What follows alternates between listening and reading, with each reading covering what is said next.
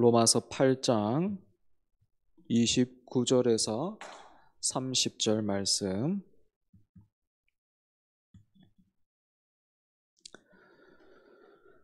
우리 두 절 말씀 같이 읽겠습니다. 로마서 8장 29절에서 30절 시작. 하나님이 미리 아신 자들을 또한 그 아들의 형상을 본받게 하기 위하여 미리 정하셨으니 이는 그로 많은 형제 중에서 맏아들이 되게 하려 하심이니라. 또 미리 정하신 그들을 또한 부르시고 부르신 그들을 또한 의롭다 하시고 의롭다 하신 그들을 또한 영화롭게 하셨느니라. 아멘. 지난주에 막내 생일이 있었습니다. 막내는 진주에 와서 하나님이 우리 가정에 주셨는데 벌써 그 아이가 자라서 이제 초등학생이 되었다는 그 사실이 새삼스럽게 신기하고 또 감사했습니다. 시간이 지날수록 뭔가 그 어린 아이의 귀여움, 그 모습은 점점 사라지고 있는 것 같아서 좀 아쉬운 마음도 있었지만 내년에는 그리고 또 내후년에는 이 아이가 어떤 모습으로 또 우리 앞에 앉아 있을까라는 그런 기대감도 생겼습니다.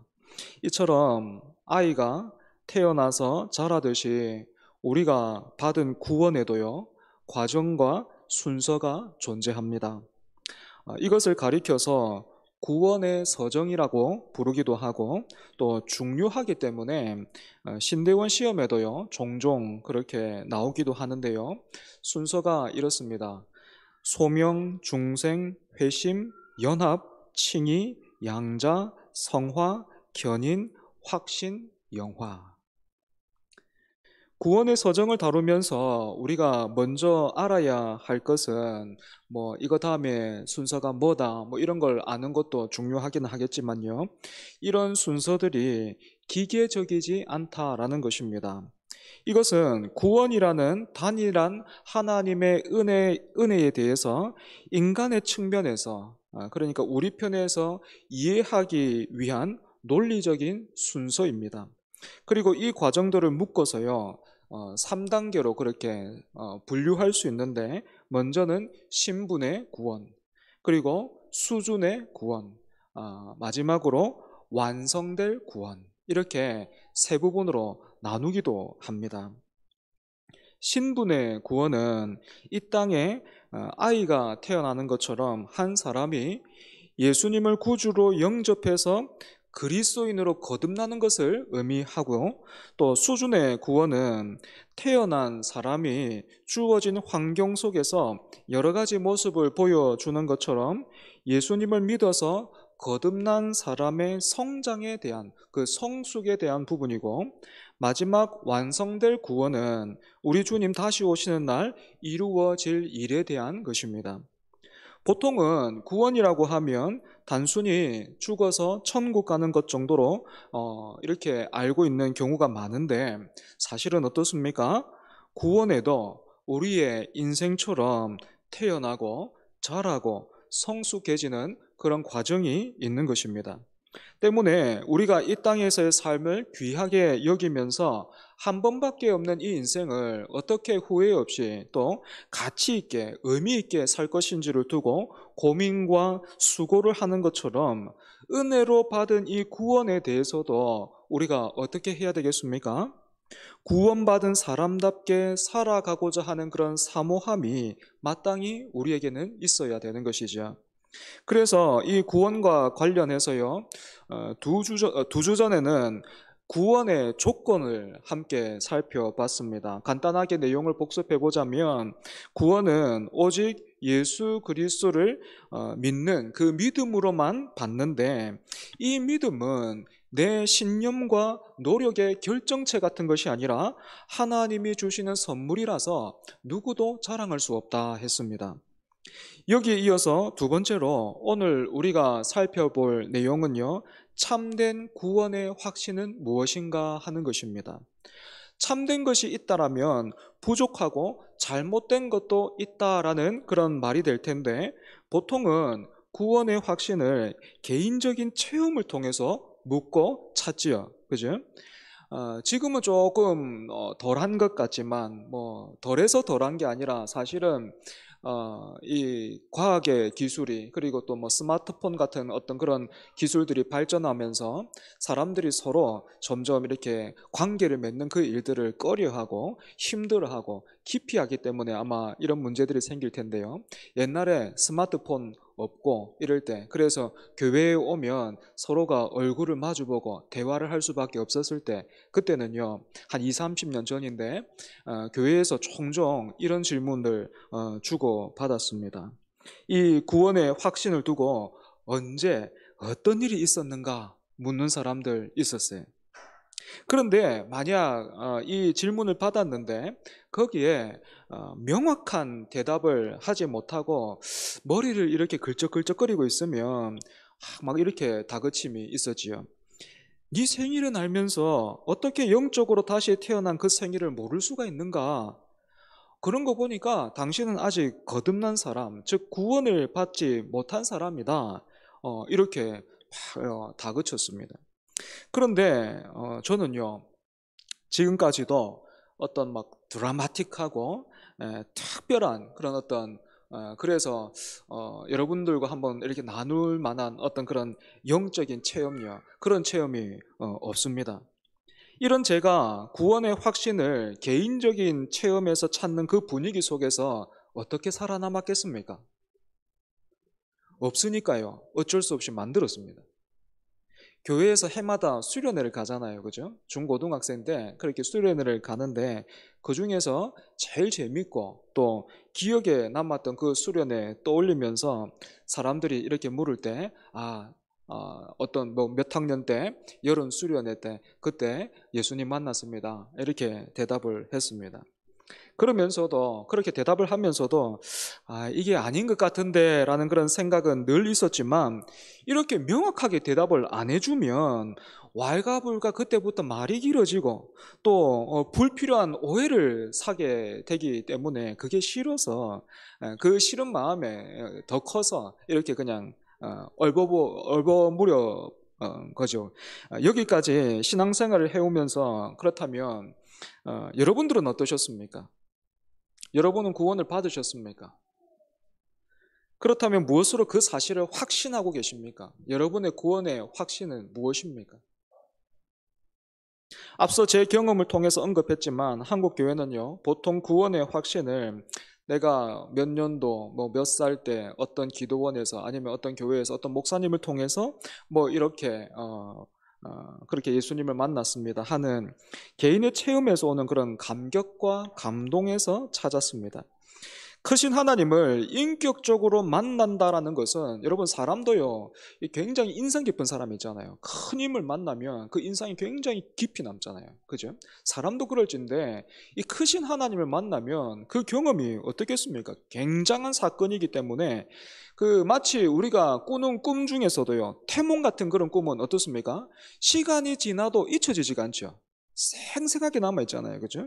마찬가지로 그렇게 크신 하나님을 만난 그 경험은 굉장히 강하고 인상 깊은 체험을 동반할 때도 있습니다.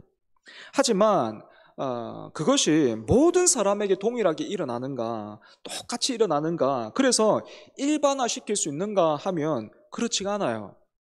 그럼에도 불구하고 이것을 무리하게 일반화시키려고 하는 사람들이 있는데 주로요 구원파에서 이런 일들을 해요.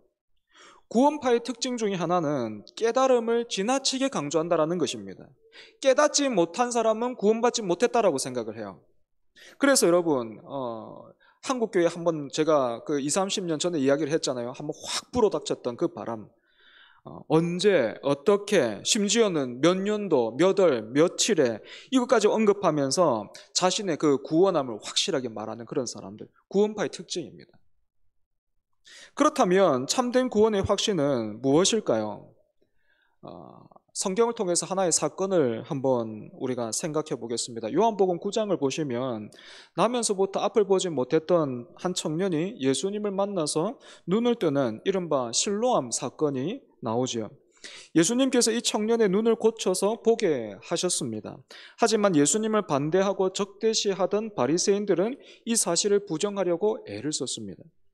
그래서 처음에는 당사자에게 가서 네가 진짜 소경이었는가 하는 것을 물었고, 나중에는 그것도 믿을 수가 없어서 짜고 이렇게 뭔가를 속이는 것 같다 생각을 했는지 청년의 부모에게까지도 찾아가서 정말로 아들이 날 때부터 소경이 맞는가 하는 것을 묻지요. 이런 그 바리새인들의 다그침에 부모는 이 질문, 이 화살을 어디에 또 돌립니까? 다시금 자기 아들에게 돌렸고, 눈을 뜬 청년은 이렇게 대답했습니다. 요한복음 9장 25절입니다. 대답하되 그가 죄인인지 내가 알지 못하나 한 가지 아는 것은 내가 맹인으로 있다가 지금 보는 그것이니이다. 내가 맹인으로 있다가 지금 봅니다. 이렇게 대답했습니다. 그러니까 눈을 뜬 청년은요, 다른 건 모르겠는데 옛날에 안 보이던 것이 보인다는 거예요. 우리가 예수를 믿게 되었다는 것을 감격과 감동으로 확인하는 것은 하나님의 선하신 방법입니다. 하지만 그것에만 구원의 확신을 둔다면 분명한 한계가 있습니다. 그래서 하나님은 여기에 더해서 구원을 얻으면 구원 얻지 못한 사람과 영적인 감각이 달라지게, 다르게도 하셨습니다. 그러니까 한쪽은 죽어 있는 것이고 한쪽은 살아 있는 겁니다. 이 살아 있는 영적 감각이 뭐 환희와 감격으로 충만할 수도 있겠고, 또는 자신이 이제까지 경험해 보지 못했던 그런 감각이 생기는 거잖아요. 그래서 이 지금 그 이후로부터 경험하는 어떤 그런 일들, 그런 보이고 느껴지는 그런 세계에 대한 당혹함과 또 불안감을 느낄 수도 있습니다. 그래서 구원의 확신이 충만과 환희로만 요구되는 것은 분명한 한계와 위험성이 포함되어 있습니다.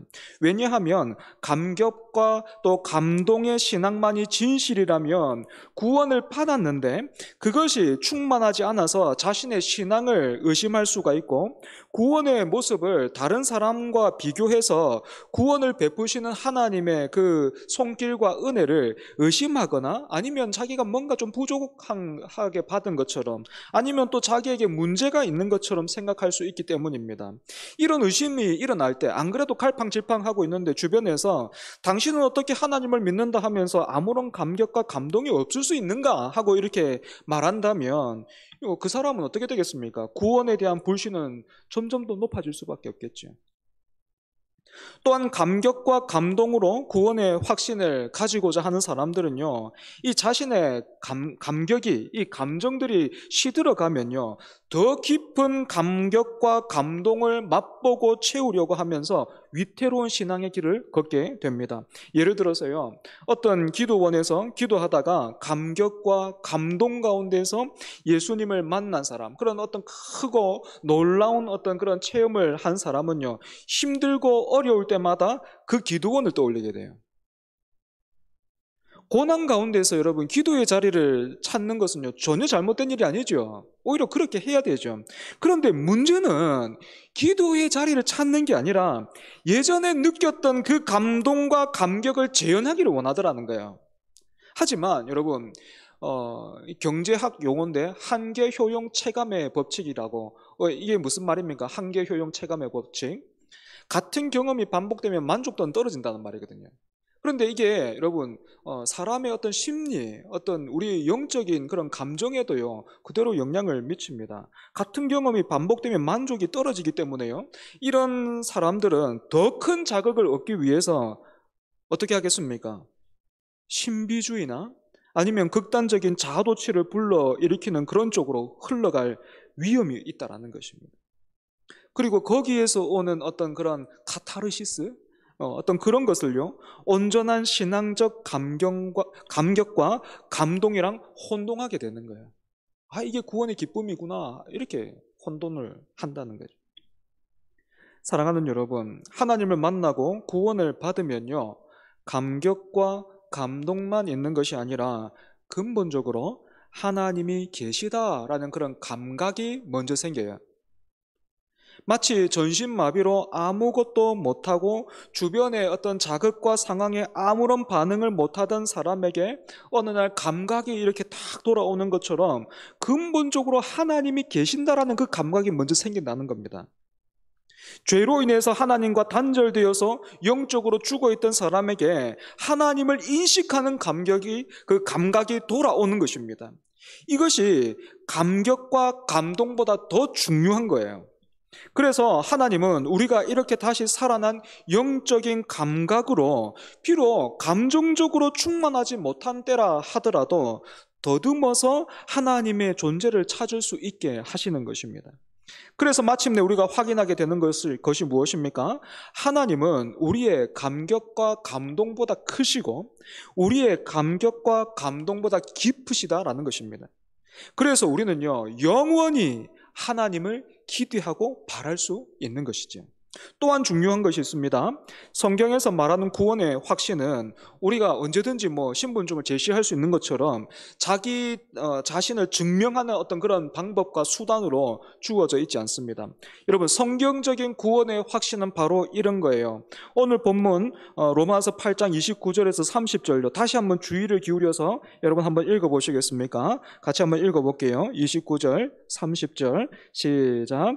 하나님이 미리 아신 자들을 또한 그 아들의 형상을 본받게 하기 위하여 미리 정하셨으니 이는 그로 많은 형제 중에서 맏아들이 되게 하려 하심이니라. 또 미리 정하신 그들을 또한 부르시고 부르신 그들을 또한 의롭다 하시고 의롭다 하신 그들을 또한 영화롭게 하셨느니라. 아멘. 여러분, 방금 읽은 구절에는요, 하나님께서 우리의 구원을 위해서 어떻게 일하시는가 하는 것이 잘 드러나 있는데요. 여러분 어떻습니까? 하나님께서 예정하셨고 예정하신 이들을 부르셨고 예정하신 이들을 의롭다, 즉 구원하셨고 또 이들을 영화롭게 하셨다. 이 영화롭게 하셨다는 말은 구원을 완성하셨다라는 말이거든요. 이렇게 우리 구원에 대해서 하나님이 하신 일들을 이렇게 쫙 정리해서 말하고 있습니다. 여러분 여기에서요, 예정하시고 부르시고 의롭다 하시는 일까지는 신자들에게 모두 일어난 일로서요, 경험으로는 이 시제가 완료형이에요. 모두가 우리에게 주어져서 우리가 이미 누리고 있는 내용들이라는 것입니다. 특이한 것은 맨 마지막에 나오고 있는 영화롭게 하셨다라는 표현인데, 이것은 하나님께서 앞으로 허락하실 구원의 결국, 즉 영화의 구원으로 그 완성을요, 지금 시제로는요 완료형으로 표현하고 있어요. 앞으로 이루어져야 될, 우리 편에서 보면 미래의 시제를 써야 되는데 특이하게도 완료형을 쓰고 있다는 거예요. 그래서 여러분 이런 표현들을 신학적으로 이렇게 부릅니다. 예언적인 완료다, 이렇게 불러요. 예언적 완료. 하나님께서 그렇게 작정을 하셨기 때문에 일어날 수밖에 없는 일이라는 의미입니다. 이 사실과 이어서 성경은 또 이렇게 말합니다. 오늘 본문 여러분 이어서 한번 보십시오.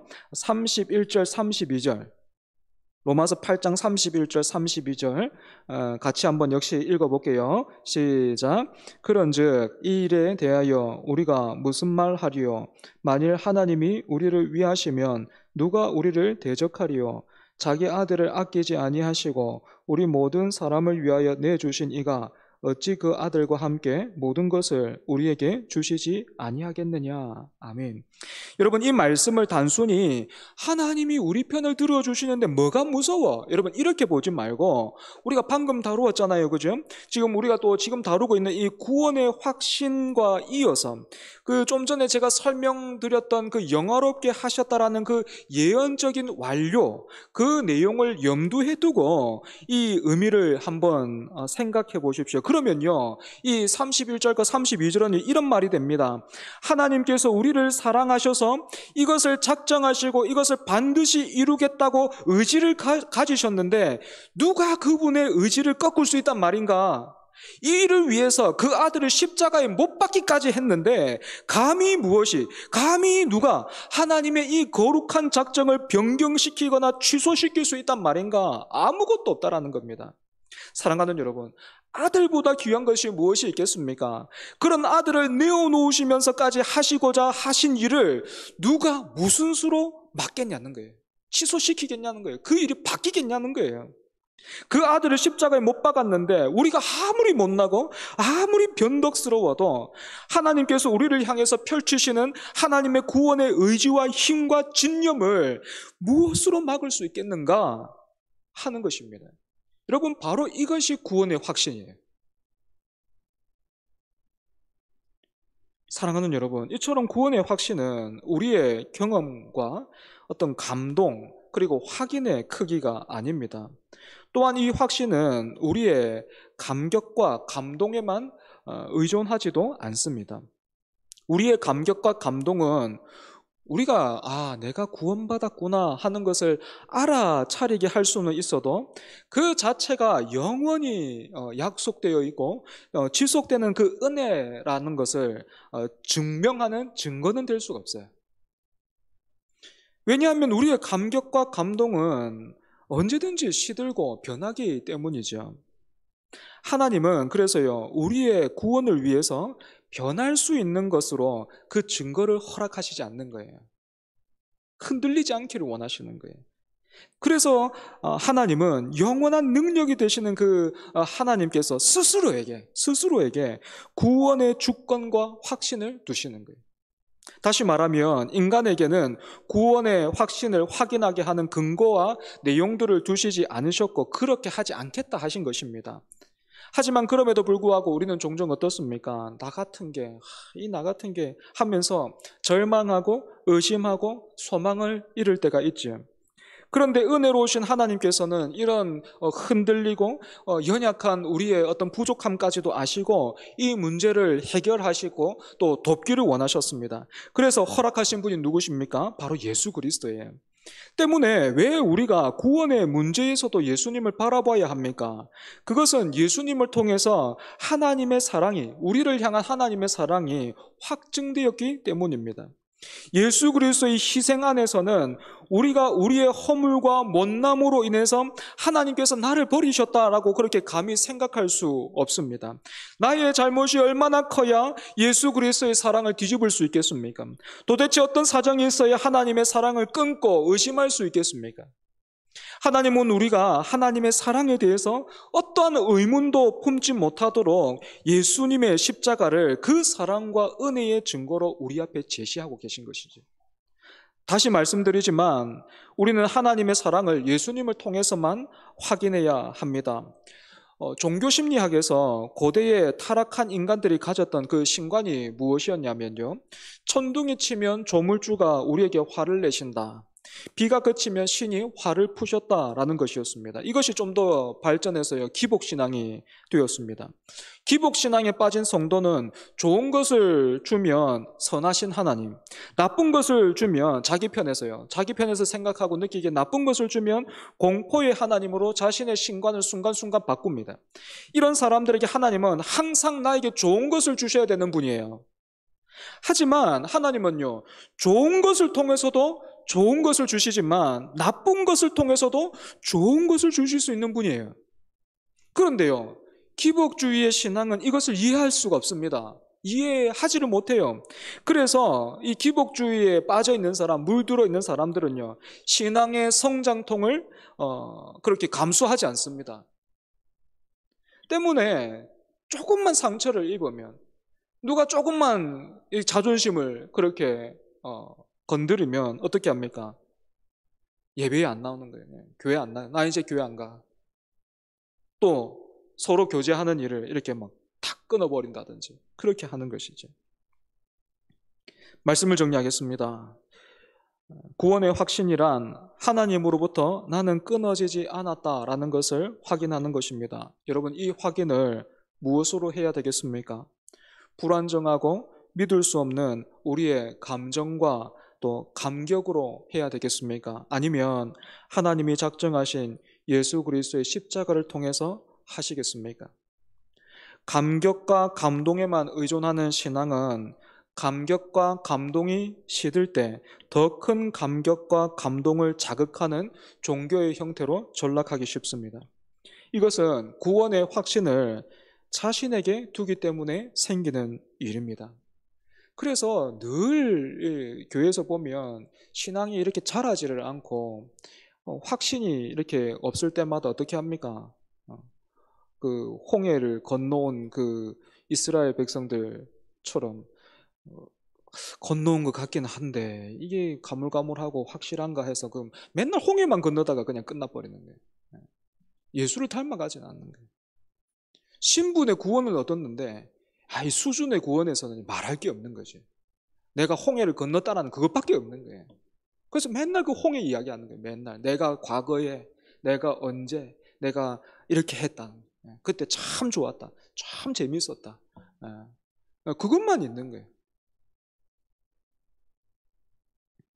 하지만 구원을 받은 성도에게는 영적인 감각이 생기고 그 감각들이 갈수록 더 발전하고 또 더 세밀해지고 강화됨으로써 하나님을 바라보고 하나님을 더 붙들게 돼요. 때문에 예수 그리스도 안에서 또 예수 그리스도를 통해서 여러분 참된 구원의 확신을 가지고 평안함과 담대함을 얻어 누리시는 여러분들 되기를 바랍니다. 말씀을 기억하면서 기도하겠습니다. 크신 하나님, 우리를 구원하신 하나님, 그리고 그 구원의 확신을 연약하고 또 부족하고 모순이 많은 우리에게 두시지 않으시고 예수 그리스도를 통해서 확인시켜 주시는 하나님 아버지, 말씀을 통해서 다시 한번 우리의 시선과 우리의 중심을 주님께 드립니다. 주님을 향하는 우리의 영혼의 눈을 또 우리의 귀를 열어주시고 더 밝혀주셔서 허락하신 그 풍성한 은혜, 말씀을 통해서 또 주어지는 놀라운 그 은혜 받아 누리며 비록 광야길을 가는 어렵고 힘든 이 세상 살이지만 흔들리지 않는 그 구원으로 인하여서 분명한 소망을 가지고 이 땅에서는 나그네요 또 이방인으로서 끝까지 믿음을 가지고 살아가는 우리가 되게 하여 주시옵소서. 다만 구하는 것은 이런 확신으로 인하여 우리를 통해서 은혜의 복음, 예수 그리스도의 그 은혜와 사랑이 흘러갈 수 있으면 좋겠습니다. 그것이 너무 영광스러울 것 같고 또 너무너무 복될 것 같습니다. 그 영광과 복을 우리 모두가 함께 사모하며 누리게 하시고 또 증언할 수 있게 하여 주옵소서. 그래서 하나님, 우리를 더 거룩하게 해 주십시오. 깨끗하게 해 주십시오. 우리가 금인지 우리 재질이 금인지 은인지 나무인지 또 큰 대접인지 아니면 간장 종지 정도밖에 안 되는지 그건 모르겠지만 그것과 상관없이 깨끗하게 해 주셔서 하나님께서 사용하시는 또 하나님께서 기뻐하시는 은혜의 통로 되게 하여 주시옵소서. 예수님 이름으로 기도합니다. 아멘.